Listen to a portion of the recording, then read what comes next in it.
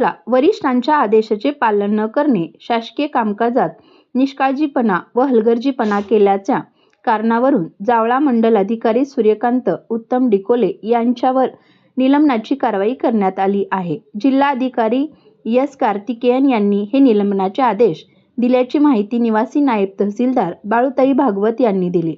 सूर्यकांत डिकोले हे जावळा मंडल अधिकारी म्हणून कार्यरत होते.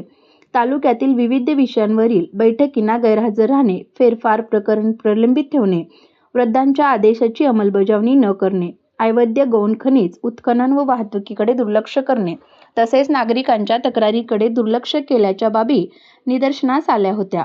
या सर्व बाबींच्या अनुषंगाने डिकोले यांनी कर्तव्यात गंभीर स्वरूपाचा निष्काळजीपणा व हलगर्जीपणा केल्याचे नमूद करण्यात आले आहे. त्यामुळे महाराष्ट्र नागरी सेवा वर्तवणूक नियम 1979 मधील नियम 3 चा भंग केल्याचा ठपका ठेवण्यात आला असून त्यांच्याविरुद्धचा प्रस्ताव जिल्हाधिकारी सोलापूर यांच्याकडे पाठविण्यात आला होता.